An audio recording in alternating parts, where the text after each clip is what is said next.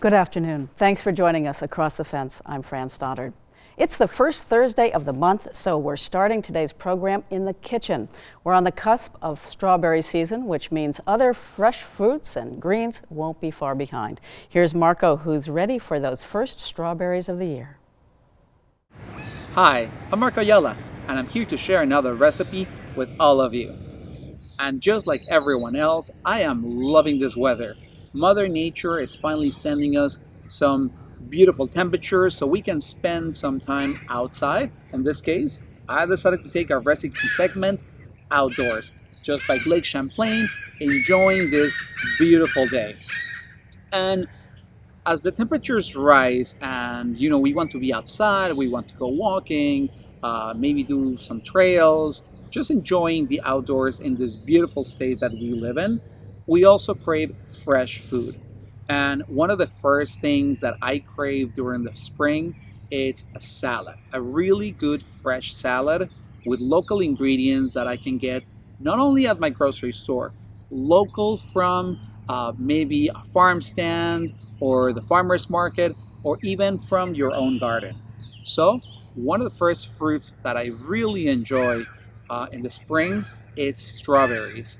Nothing like those sweet, juicy Vermont strawberries. Oh my gosh, it just makes my mouth water just thinking about it. So I wanted to incorporate that fresh fruit into a salad. So that's how I found in one of my cookbooks this beautiful salad. It's a strawberry mandarin orange salad. And let me tell you how I put this together. First, you're going to take about 1 pound strawberries, cut the tops off, and cut them into quarters. Then you're going to take 4 to 5 clementine oranges, peel them, and separate them into segments. Set your fruit aside, and now we're ready for the dressing. First, you're going to take 3 to 4 clementine oranges, and you're going to zest them until you get 2 tablespoons zest. Now be careful, because you don't want to smash them. Using those same clementines, you're going to cut them in half and get about 4 tablespoons juice. To put the dressing together, into a container with a lid, you're going to add half a cup olive oil, the zest from the clementine oranges and lemon, the clementine juice and lemon juice, half a teaspoon Dijon mustard, and half a teaspoon sea salt. Finally, add 2 tablespoons honey. In this case, I use maple syrup because everyone loves maple syrup. Then close the container tightly, shake it, and voila! You have the dressing for your salad. And now it's time to assemble the salad. Into a bowl, you're going to add about 10 ounces mixed green lettuce or fresh spinach. I especially like the spring mix. The part that might be a little time consuming is shelling pistachios. So you're going to shell enough pistachios to fill 3/4 of a cup. To chop them, I found really easy to put them on a plate, put another plate on top of it, and press hard. And just that easily, you have chopped pistachios. You are then going to add your strawberries, the clementine oranges, 3/4 cup dried cranberries, and the 3/4 cup pistachios. And just like that, your salad is ready to be served.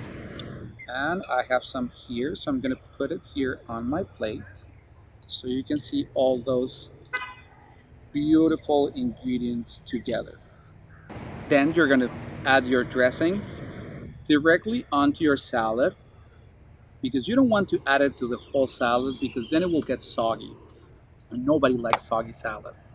And to finish it off, we're going to sprinkle a little feta cheese just to balance the sweetness and the tanginess of all of the other ingredients in here. And there you have it, a beautiful salad that is fresh and that everyone in the family is going to like. So I hope you give this recipe a try. And especially, take the time to be outside and enjoy the outdoors. And now, what will life be without a little dessert, right? So, now that we have also all these fresh things, I want to show you this dessert that a friend of mine gave me the recipe for, and that's our very own Sharon Meyer from WCAX, who served this impossible pie. And I know that a lot of you enjoy impossible pies because they are so easy to make, and as the name said, they're impossibly easy to put together. So let me tell you how I put this together. First, you're going to peel 4 apples. You can use whatever apple you like for baking. I personally like mixing my apples to get a more complex recipe out of it. Once your apples are peeled, you're going to cut them into big slices. Then, in a bowl, you're going to mix your apples with 1 tablespoon sugar and 1 teaspoon cinnamon. Then give them a good tossing until all the apples are covered. Then, for the dough for your impossible pie, to a bowl you're going to add 1 beaten egg, 1 cup sugar, 1 cup flour, half a cup the nuts of your preference. I use almonds for this recipe. Finally, you're going to add 3/4 of a cup melted butter. Then, carefully fold all your ingredients until a dough forms. This dough is going to be nice and flexible. Next, spray a deep pie dish with cooking spray. Add your apples and spread the dough over them. As you can see, Rudy was on guard when I put the pie into the oven at 350 degrees for 40 minutes. And he was there until the pie was ready to come out. And you can see how beautifully golden it is and how the juices are bubbly. And I really hope you give this recipe a try because it is wonderful.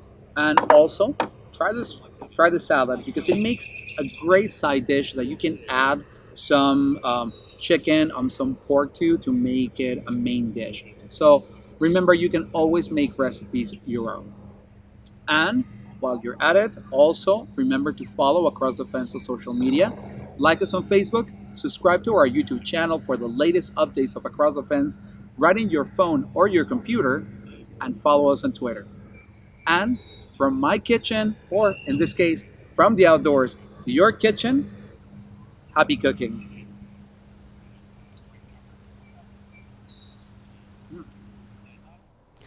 Thank you, Marco. And a reminder that you can find our recipe archives on the Across the Fence website. The archives go back more than a decade, so you'll find plenty of menu choices. Our next segment focuses on Vermont's Civil War history. In cities and towns all across the state, there are monuments and other memorials that bear the names of those who died in that war. A few years ago, historian Howard Coffin took us on a tour to commemorate the fallen soldiers. Here's Howard.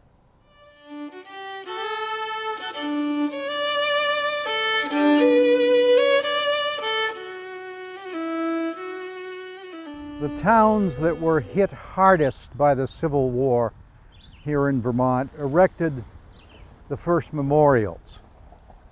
Here in Derby Line, this monument was erected on October 31st, 1866. 2 speakers at the dedication: Josiah Grout, veteran of the Vermont Cavalry, soon to be governor, and a man named B.H. Steele, who said, 53 of the soldiers of our town lost their lives in the great work, and such lives, young, ardent, promising lives, around which clustered our fond hopes and tender aspirations. The monument has a plaque listing the names of all the soldiers from Derby who served. There are stars beside the names of those who died. There are many stars. One of Vermont's most intricate Civil War memorials stands here on the green in Coventry, dedicated in 1912, and made not of stone, but of metal. It has the likenesses of George Dewey, the hero of Manila Bay who won a Medal of Honor in the Civil War at Vicksburg, of Abraham Lincoln and George Garrison Stannard, heroes of Gettysburg, and of Ulysses Grant. It also has the names of major battles. And there's a quotation on this monument that I like. "'Tis a rough land of rock and stone and tree, where breathes no castle lord nor cabin slave, where thoughts and hands and tongues are free, and friends will find a welcome, foes a grave." Brattleboro's Civil War monument on the north side of the village in the town common is one of Vermont's finest. Atop it, a Union soldier looks south toward the old battlefields. The monument is from a grateful town honoring the 385 Brattleboro men who served. It includes a plaque bearing the state seal, a list of many of the major battles in which Vermonters fought, and also there are the healing words of Lincoln from the second inaugural address: "With malice toward none, with charity to all." Woodstock honored its 289 veterans by putting an eagle-topped monument by the village school. Years went by, and the veterans decided it wasn't adequate, so they put up a new one in Tribou Park on the east end of town. It was dedicated on Memorial Day 1909. 1,500 people were present to see 30 young women in white dresses pull the flag off the great edifice, while the old veterans gave 3 cheers and a tiger. Roar! The monument honored Woodstock soldiers who had fought from Big Bethel to Appomattox, Big Bethel being the first battle of the war in which Woodstock troops had fought. The Woodstock monument faces due east. Vermont monuments to the Civil War face in any direction, north, south, east, and west. Confederate monuments almost all face north, so as not to have their backs to the Yankees. But the Union won the war. Vermonters didn't care which way they looked. Thank you, Howard.